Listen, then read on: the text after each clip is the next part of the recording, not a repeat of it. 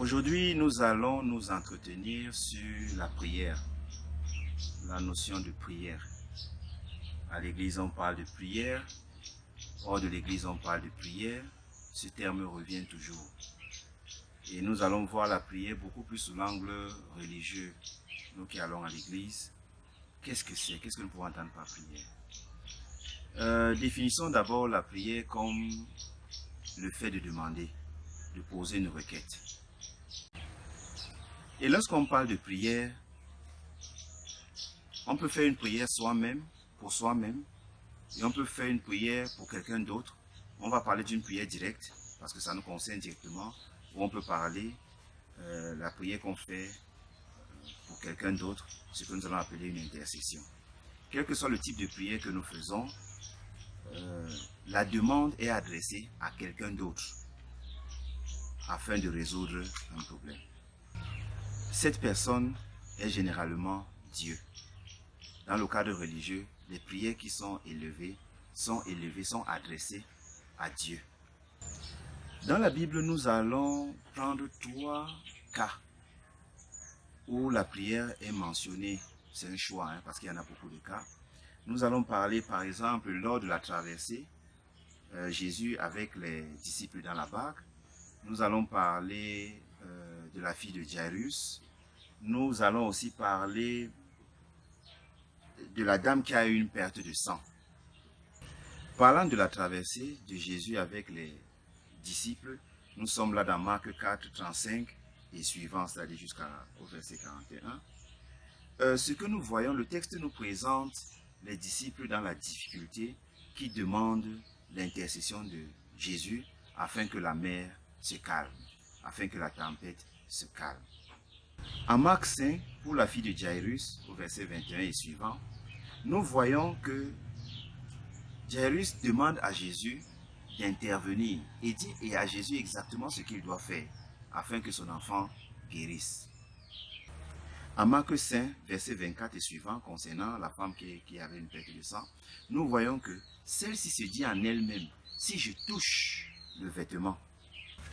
Dans ces 3 cas que nous venons de citer, nous voyons que la formulation de la requête a en elle la modalité de la réponse à cette requête. Autrement dit, des personnes, des disciples qui demandent l'intercession de Jésus, dans leur intercession, dans leur demande, on voit déjà la solution.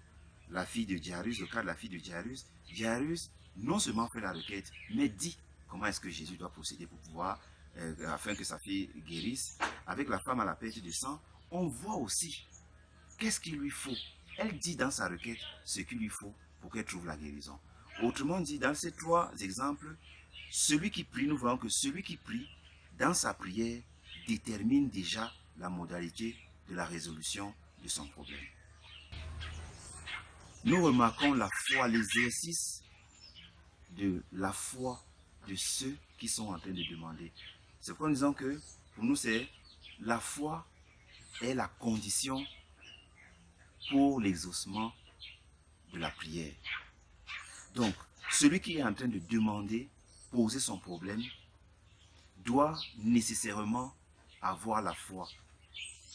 Ici, je nous renvoie à une publication sur question de foi, une publication aux éditions Yalef Cameroun de 2005, où il est largement exposé la méthodologie de la prière, les mécanismes de la prière. Et dans ce livre, nous découvrons que ça peut choquer ou bien ça peut être bizarre.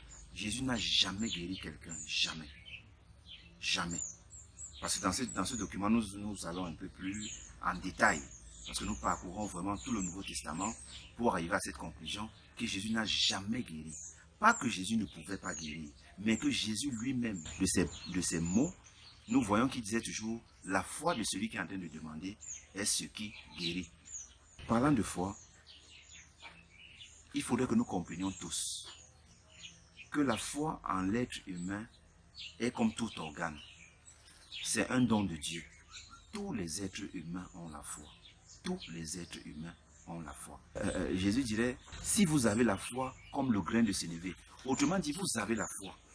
Mais si elle est de cette taille, parce que souvent d'autres estiment que les uns ont, d'autres n'ont pas. Non.